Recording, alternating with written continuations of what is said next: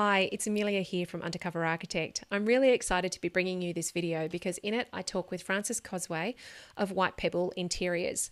Frances is an interior designer based in Melbourne and she founded White Pebble Interiors in 2010. And in this video we actually talk about her own home, which was built in 2014. Together with her partner and her children, they designed and created this beautiful family home that they call the White Pebble House. And it's a great example of how sustainability can be created on a suburban block. She talks through about a lot of the details that they incorporated, the material choices, the ventilation systems, the landscaping, the natural pool. Frances generously shares their journey and their learnings along the way. She even talks about some of the things that they would do differently if they had their time again. I hope you enjoy this video and that you find a lot of really helpful tips for creating your own forever home. Well, Frances, it's fantastic to have you here, and I'm so excited to be talking about the White Pebble House because you and I actually connected when I shared it on Undercover Architect's social pages, and you commented that it was your home, and it sort of blossomed into this fantastic conversation. We've got lots more coming up for the UA community, which they'll find out about soon. But yeah, your house is stunning, and to know that it's also sustainable, it's this glorious example of what's possible in terms of getting it right in this area and being sustainable doesn't mean a compromise in the aesthetic and the lifestyle in your home. So can you just tell us a little bit about who actually lives in the house? Who was the house created for? So it was created for a family of four, effectively. So my husband, our two children, two girls, 8 and 9, and then also an element I had to also then facilitate my business. So we specifically designed for that as well.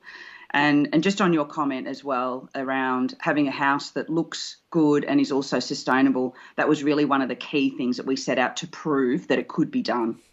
It's a stunning home, and I'll pop some images on the blog so that everybody can see as well, and there'll be a link to that in the show notes so that you can check that out, because there's some fantastic photos, and you do open it up for Sustainable House Open Day as well, so there'll be links for that too. So now, can you tell me a little bit about the home size and location, just in terms of sort of how it's the physical sort of size of it? And yeah, sure. So it's located in Bayside, Melbourne. So we live relatively close to the beach. The land is 766 square metres. So it's, I suppose, a relatively large suburban block. We're 15 kilometres outside of Melbourne. And the house size is 40 squares, which is quite large. That does also include the garage. We've got a double garage. So it is a large house. But we have then also obviously incorporated the sustainable principles. So that's probably, that covers that off. 5 bedrooms. It sounds like a lot. Each of our children have got a bedroom. One of those rooms is an office, which then also has been designed so that it can become a spare room, a secondary master because it's downstairs. It's got an ensuite as well as a powder room, so it's double-sided. And then we obviously needed a space. We needed a spare room because we originally had an au pair, and we have a lot of grandparents stay who live a fair way away. So that room does get used. And the flexibility with that is it's not open, it's got a door so that we can actually use that as a kids retreat later on. Oh, fantastic. Yeah, and I mean, what you've described is fairly customary for what most homeowners that I speak to are seeking to create. And that I'm finding more and more that homeowners are needing to think about, they're not living near their families, so they do have grandparents come and stay for extended periods, or they're also thinking about perhaps that the grandparents may move in at some point, or like you say that as you get older in the home, you might decide to live on the lower floor rather than on the upper floor. So it is that thing of just understanding the home's going to last a long time and need to accommodate perhaps the flexibility around these things, isn't it? So it's exactly, it needs to adapt, and I mean I call it future proofing, so that rooms can be adaptable, which is probably why I'm so big on having flexible floor plans and doors, so that rooms can be more than one thing at any time. Fantastic. And as an interior designer, I know as an architect, whenever we've built or renovated it, there's a certain level of additional pressure and expectation you put on yourself, I think, because it's an opportunity to experiment and test ideas that perhaps you haven't been able to convince clients to do, but you also know that it's a permanent record of how well those experiments might have gone. How did you feel embarking on this process of designing and creating your own home in the White Pebble House? Look, I was really excited because I knew that this was going to be our forever home. So I knew we were going to be here for 10 plus years. So I think the most exciting thing for me was we didn't consider resale. We didn't consider what anyone else was thinking. It was purely built for us. I didn't look at it about trends. I wasn't following any trends. So I really, I suppose, followed my own design philosophy that I talk about with my clients about follow your heart. Always use things that you love because you'll never tire of those things, and forget about what you're seeing on TV and everything else. So I really was able to do that with this home. And it's not to everyone's taste, but really that's not why you build a forever home. It's not why you actually build. It's got to be for you, and you've got to have some sort of emotional connection. So I was really excited about that. Probably the thing I was most excited about was I'm a massive fan of Morocco, and I'd always wanted a Moroccan-inspired bathroom, and I thought finally I can do it. And I couldn't get the materials at the time because the house is 4.5 years old. It was very, very difficult. But I was able to get that type of look in one of the bathrooms. So I was probably more excited about that than, well, that was one of the most exciting things for me. But there is the pressure, as you say, around, you know, that particularly because my office is at home at the moment, I knew that clients would be coming here. So there was that pressure. But the other thing in the back of my mind is I can show people what we've done, and I knew that I'd be able to use it as a almost like a showroom, I suppose, in some aspects, and that's been really beneficial. So there's pressure and and lots of excitement too. That's fantastic. And I love that, that idea, which is something that comes across in a lot of your work and in your book as well, this commitment to it being your home and it being about you and your family and what you love having around you every day, and not about it needing to be, magazine worthy to satisfy latest trends, but being magazine worthy because it's you showing what you do as an interior designer and what your core values are as an interior designer. So yeah, I think that it's a fantastic way that you've described that. The sustainability part though, was that always a goal, or did that happen more organically? What was sort of the conversation and the thought process around making it so sustainable as a home? It was definitely a goal. I think that was the other reason we really wanted to build. We'd really toyed around with the idea of renovating. I'd actually never lived in a period home. I'd always had new apartments when I lived overseas, and I really had this dream or desire to have a really beautiful period home. But when we really thought about it, there were so many negatives for us from a sustainability perspective. It was going to be a lot harder to do it, and there would have been a lot of things we had to compromise on, and we realised we had to build from scratch to get it as sustainable as possible. So that was really a core value and a core goal that we really didn't deviate from. Sure, we had to make compromises, but that was definitely something from the outset that we wanted to achieve. And was that driven by a commitment to the planet, wanting to save money on ongoing maintenance costs, or what was sort of did you have a main sort of thought process around why it needed to be sustainable? Look, I think it was a combination of us wanting to be good to the planet. We're both, I suppose, quite environmental in our outlook. We both lived overseas. My husband and I lived in Europe. So to see what they could achieve over there and how far behind we are in Australia, we just knew that it was doable. And we'd experienced living in homes overseas that were really comfortable all year round. And it's very difficult to explain that to someone unless you've lived in that environment, that you don't need to put on artificial heating or cooling. So I suppose it was a combination of that. It was a combination of really being good to the environment. And I suppose we wanted to do as much as we could for the planet in, the fact that there's not really much going on in Australia from a legislation perspective. Yeah. We wanted to then go and do our own thing and be less reliant on, high electricity bills and, just being able to use our own water from what we've captured from the rain. It just feels good to be able to do those things. So I suppose it's a little bit to give back to the environment and the planet.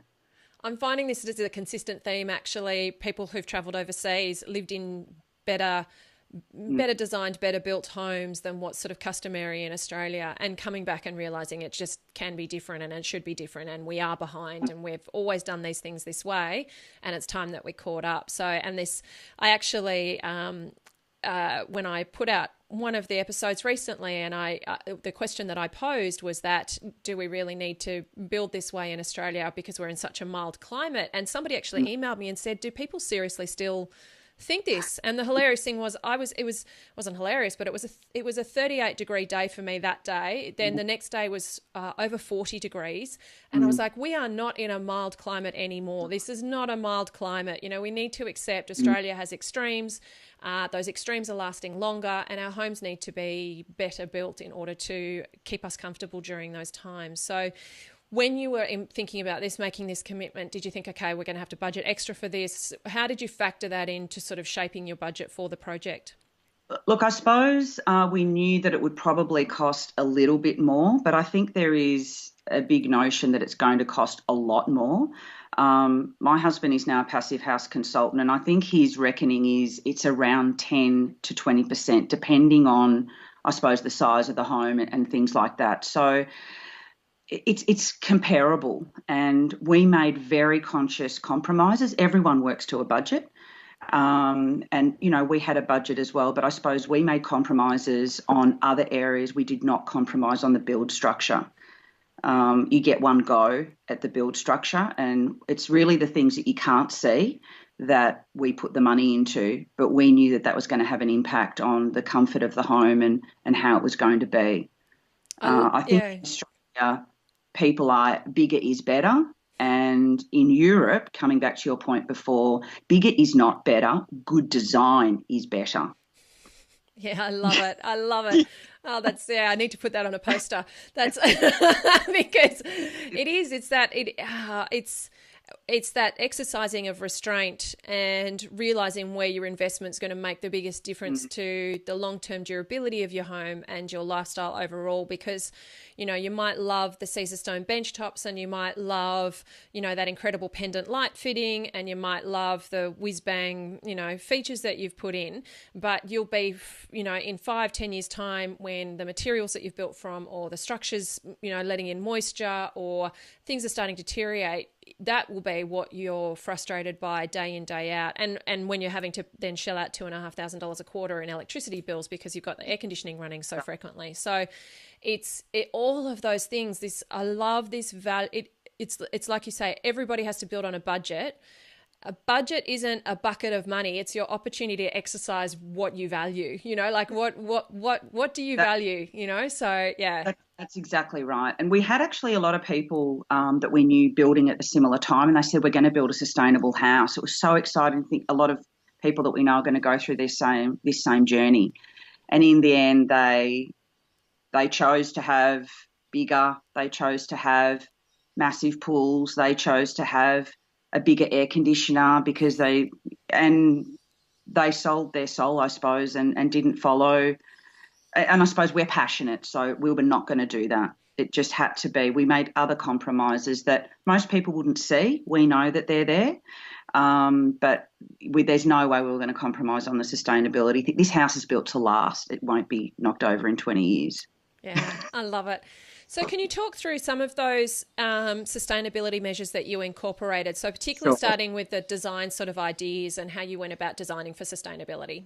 Okay, so I will have a look at my little notes because I didn't want to miss anything out. So some of the things that what we incorporated, so we've got Hebel panels, which is a lightweight aerated concrete.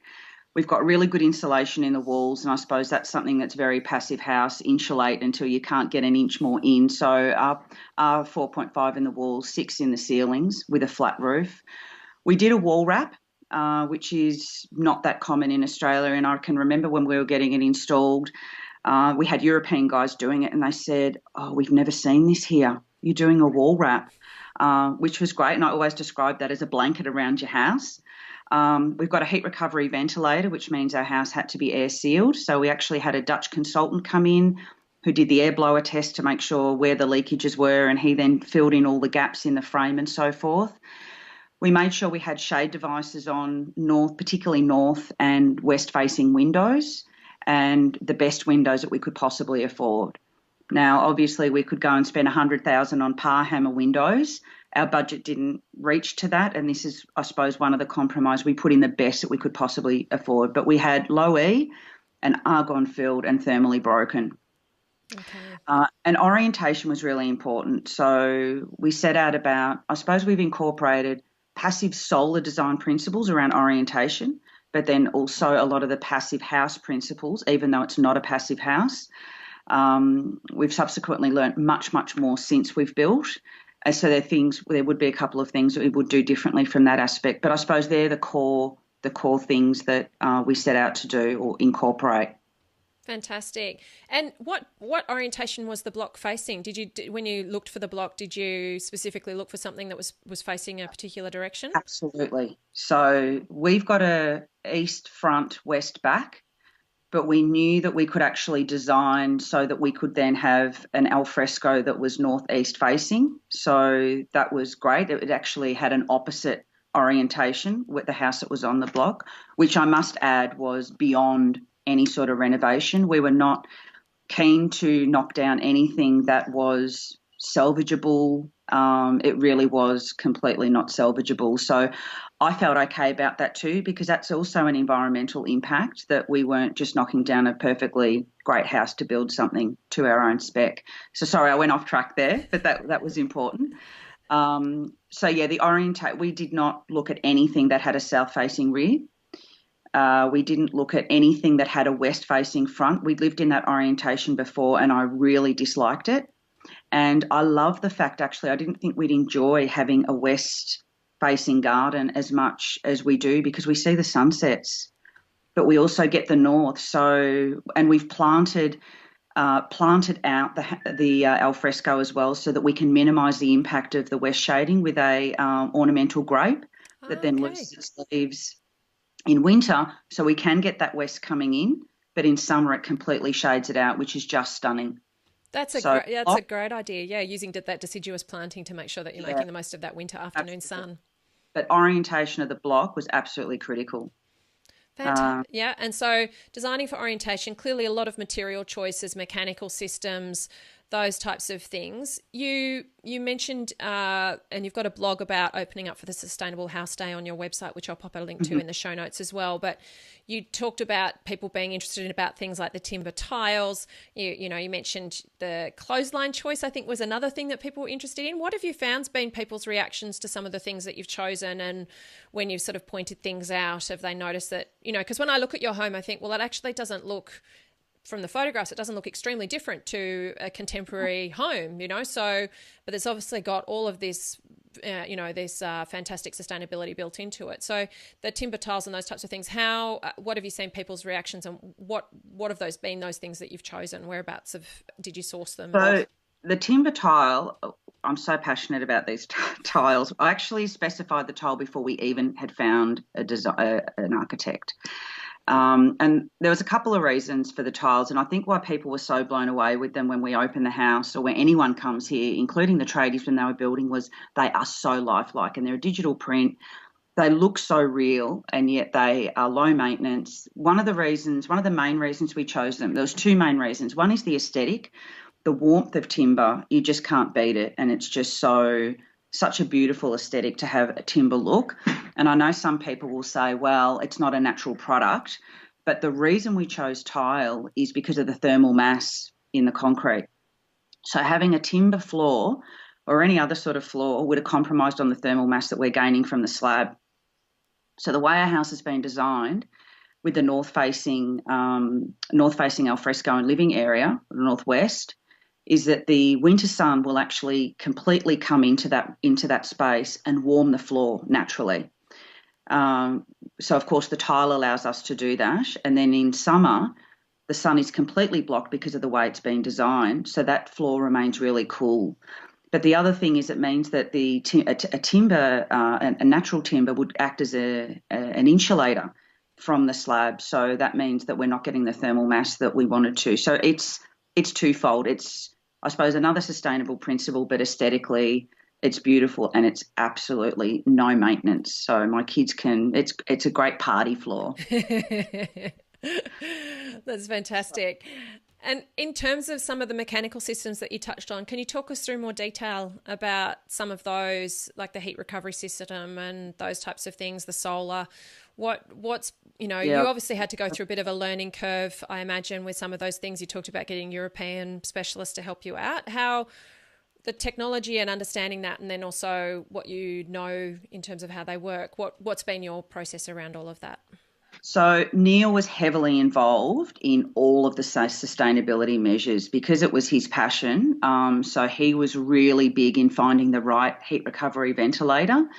So he researched the market, and in the end, we chose a French brand. And I don't know if you're aware that in France now, a heat recovery ventilator is compulsory for every new build. Wow. No, I I wasn't aware. Yeah, so that's awesome. Yep. So we got the heat recovery ventilator, and the way that works is your house needs to be air sealed. Is this what you want me to explain? Yeah, that'd be Yeah. awesome. Yeah, so it needs to be air sealed or relatively air sealed, so that you're not getting any leaks. So with not getting any leaks, it means that you're not basically pumping out all the cool air outside in summer and also having that hot air come in through drafts. And conversely, also then in winter. So predominantly in winter, you're not losing all that heated warmth and letting it escape. But obviously, with an air sealed house, that then creates moisture, and you've got no fresh air coming in, so you've got no air flow in the home. So that's when you use a mechanical, I suppose, airflow device, and it's using fresh air from outside. You've got a duct, a little vent in every room, including the bathrooms. We don't have anything vented outside. And then you're able to have that flow of fresh air coming in, and the recovery ventilator, and you probably can explain this much better than I can, brings that air from outside. It's using the warm air from inside and then exchanging that air and then bringing that fresh air inside, but it's at the room temperature of the home inside. I Yeah. bet you can do this better than me. No, that was awesome. I think that it's this thing, isn't it? What I'm finding in sharing information about, sustainable approaches, these mechanical ventilation systems, and having airtight homes, is there's a concern and a hesitancy, I suppose, just from people not knowing.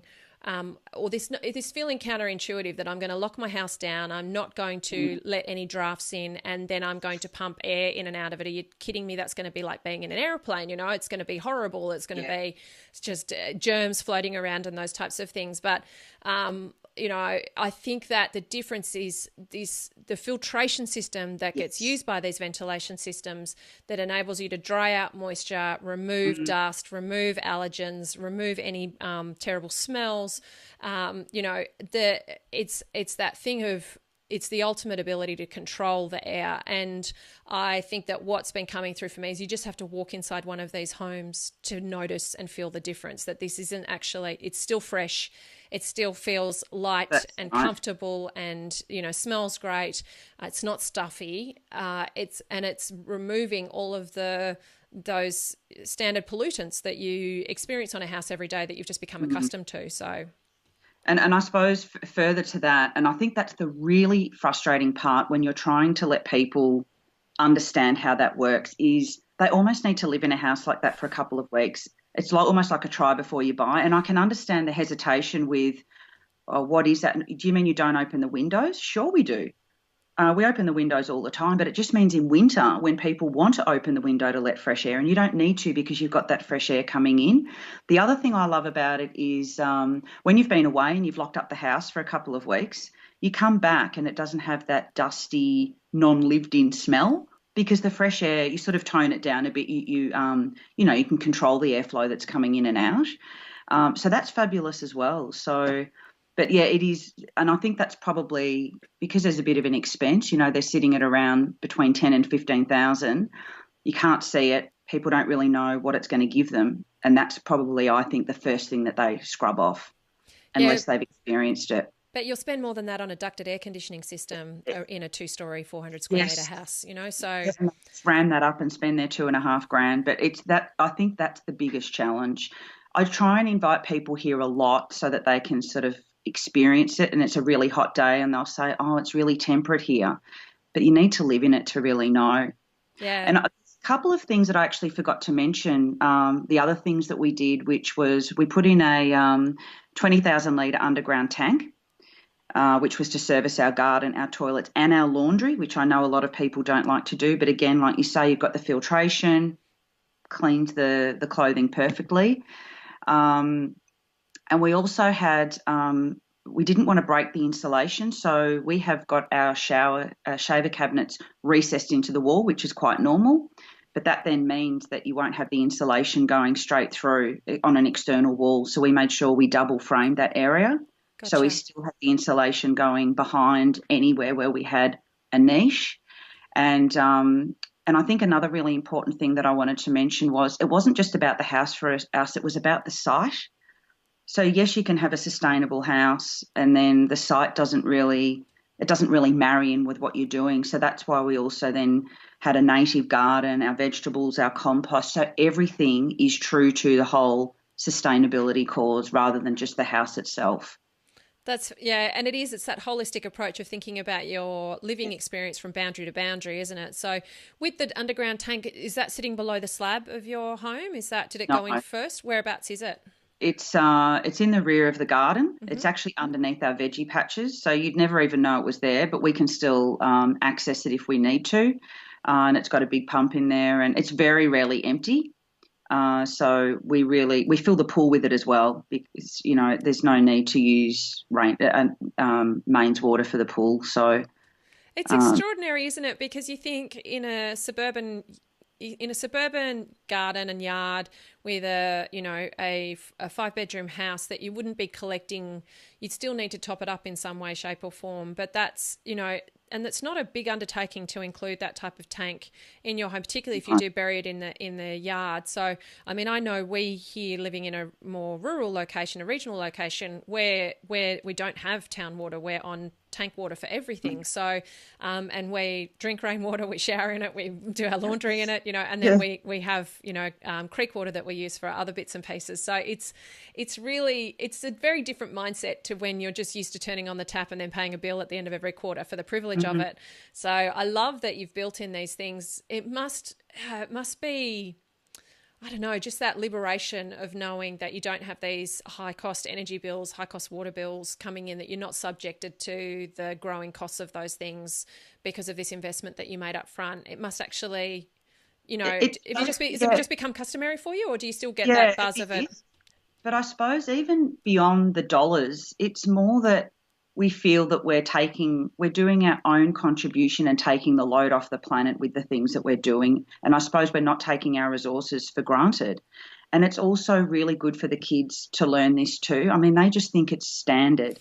And that's great that they can grow up like that too. Even though we do live in the suburbs, we don't have I'd love to live in a place like where you live, but you can do it on a suburban block. And I think we really wanted to show people that it's possible. Yeah, I just think it's brilliant. So now, can you talk me through your pool? Because your pool is gorgeous, Thank you. and I know that it was a very special feature, Yeah. and it's got some special sustainability features. Yes. Tell me all about it.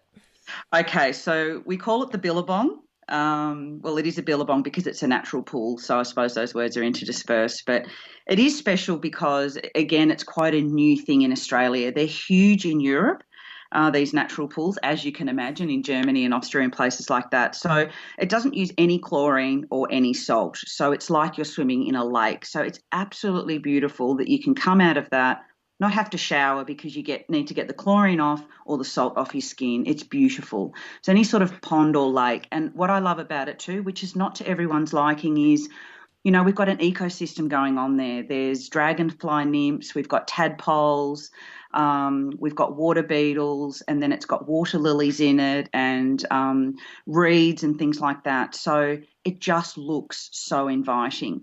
It's not a natural, it's a natural shape, so it's like an organic shape that's surrounded by boulders, basalt boulders, which they actually meant something to my husband from where he grew up.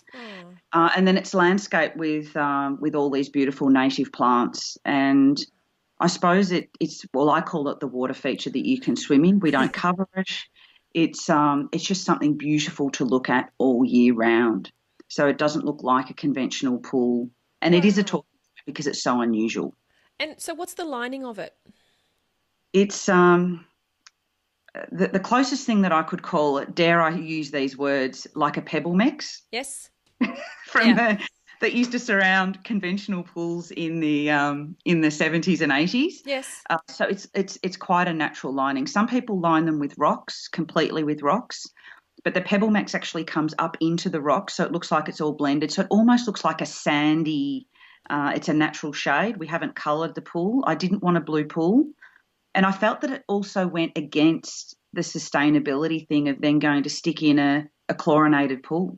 Yes. It sort of just didn't make sense. So I wanted a green pool. And so we actually chose the colour of the pebble mix to enhance the greenness as much as possible. Fantastic. Yeah, and when you have a look at the photos, it's a natural feature in your back garden that isn't just something that you're looking out of and sort of dealing with through the winter months, waiting for the summer months for it to be warm again to use. But it's this lovely feature that adds to the value of your garden year Yeah, round. it's so much more lush now than when the photos were taken. It's almost like people walk in and it's much cooler out the back as well because it's just there's so much garden, so much greenery, which we've planted all of. But it is much cooler and it just feels like a suburban jungle oasis. It's very dense in foliage, and we've got a lot of birds that are coming now, a lot of native birds. We talk to our magpies, so it's just in creating all this additional wildlife that's coming that hadn't been there before. Isn't that amazing you've been able to create that in the burbs? Like, it's just gorgeous. Yeah. Yeah, so as much as everyone around us is basically developing and knocking down every possible tree conceiving, all we're trying to do is just plant more trees. So, but it makes such a difference. And again, people have to live with that to really understand the difference. Yeah, Makes well, such a difference. I think too, I mean, I've spoken about this before, that the connection to nature, the connection to the outdoor environment is actually something that's essential for our health and our well-being. A lot of what we do in terms of designing for orientation is about being connected to those daily cycles, those seasonal cycles that we've become really disconnected from in urban development, but are actually they're proving scientifically, it's not just anecdotal anymore, but they're proving scientifically the difference that this makes to our health, our mental health, our physical health, our well-being overall, our stress levels, our anxiety levels, all of these things. Absolutely. So to be able to create a home where you can walk in, feel connected to nature, connected to the seasons, see the sunlight, know that you're, operating in a sustainable way. This isn't a question that that we spoke about, but how have you actually seen that shape your lifestyle and your the well-being of your family overall in the last few years? Look, I think for the kids especially, they're outside a lot. I mean, we are not really a technology orientated family anyway, but the garden is zoned. So there's a big trampoline, but that's just basically completely camouflaged by trees. So you can hardly even see it. Then we've got our veggies. So they're really keen to go out and pick the veggies and what are we going to plant next. So they're really involved with that. But also just to go out there and sit and watch the birds duck into the pool and then go into the callistemons and things like that. And just to see the growth of the sorts of flora and fauna that are coming into the garden. We have a lot of nests built. We've had a bat come in and build a nest. We've had a couple of birds build nests, and the kids are absolutely ecstatic. They see the eggs, they see that. I just can't imagine that happens often in a suburban block. But the kids are really connected with that, and we just love, particularly in summer, just going out there and having a glass of wine and just sitting there. And I can just sit there and look at the pool and just have that. There's also a slight trickle with it when it's filtering, and it almost sounds a little bit like a waterfall. Well, that's just the most soothing sound. So I definitely think that our children have benefited a lot from it because they're connected with the animals and the birds that we have, the parakeets and all that sort of stuff, and they love it. Yeah, that sounds gorgeous. So, and it sounds like it's given you the opportunity to slow down things a bit because you can just sit and enjoy, which is what your home's supposed to be about, So, yeah, Sure. rather than looking around at all the headaches. So, Yeah, right. the filtration system for the pool, you mentioned that. Is it a large unit, or is that sitting separate to the pool? How does? Yes. So we've actually had it built under the deck. So we've got a natural deck, a natural timber deck that's there, and that sits all under. So it's basically got a couple of hatches. So it's got a natural skimmer, a normal skimmer that you'd have in a pool, but without the system actually comes from Austria. And the skimmer is actually a frog-friendly skimmer. So it's got a little ramp that the frogs can climb up and not get stuck in the skimmer. So that melted my heart. So then it's got a filtration system, a second filter that uses the bacteria to eat the algae. Because, you do get that in a natural environment. Then it's got another filter that removes the trace elements, so the algae haven't actually got anything to eat. And look, it needs, my husband really looks after the pool, and he sort of says, look, it does need work. It's not like there's no work, but it's not as much, I suppose, as a normal pool. You just have to, clear out the skimmer and, flush it, the filtration system out once or twice a week. So I think it's worth it for what you get. Yeah, no, it sounds amazing. And I mean, pools are a lot of work. So anything that you can do to lower the maintenance on a pool is a big, and they can be a big energy sucker as well. So when you're lowering, and choosing systems that are more sustainable in that way, that can certainly help out. So, something else I just wanted to quickly ask you about was the Hebel that you've used. I have a lot of people who are curious about Hebel as a building material. They struggle to sometimes get builders on board with it.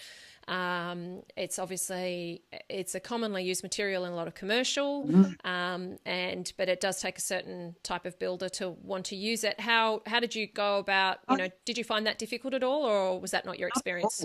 No, look, I don't know whether that's a regional thing or not. We've even got volume builders down here using Hebel, which I was surprised about. But we had no issue we had to teach our builder a lot of the things that we needed to do, like sealing the house up. He'd never come across any of these things before, so we actually really needed to educate him on a lot of things. Hebel he was really fine with, I suppose, because it goes up quite quickly. They have a lot of support. The actual company, I believe, has a lot of support, but we had actually no issues with that at all.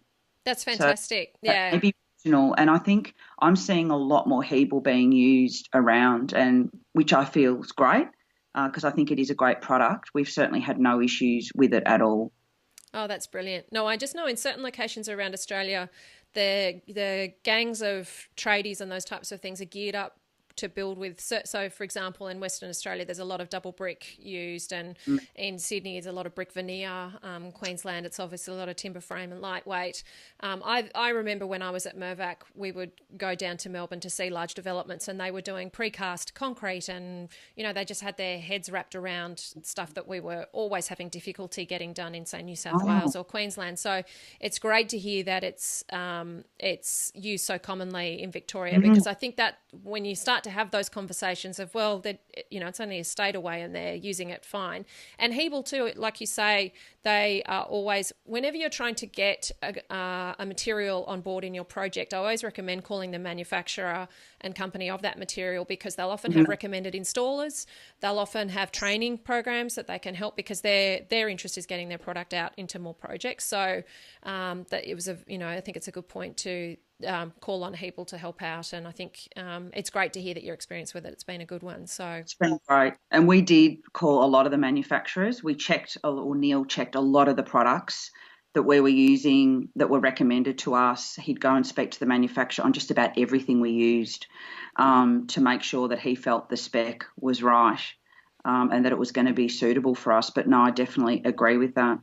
Fantastic. Now, can you tell me, you mentioned a little bit before that there were a couple of things that you'd do differently if you had your time again. What, it's hard to imagine because the house is so stunning. What are the things that, what are those things that you think, and I suppose you've had, obviously, this was built, you said 4 years ago. So the learnings I imagine that you've had since then, and also the advancement of this part of the industry as well, the availability of products and materials, it's only getting better. And so you learn more and you think, oh, I wish I'd known that back then. What would you do differently? Is there anything that sort of really jumps out to you? Look, I suppose we compromised on a few things from a budget perspective, and I wish we could have done those things. So I suppose where it was going to matter, that's where we did put the money. So, for example, we don't have a Hebel floor between our first and second floor, which for soundproofing would have just been amazing. We had to use yellow tongue in the end. Not such a biggie, but I think it would have been really good to have that. The original design was also going to have a flush alfresco floor. So inside and outside would have been completely flush. Massive cost for the doors, the drains, meeting the regulations. So that went.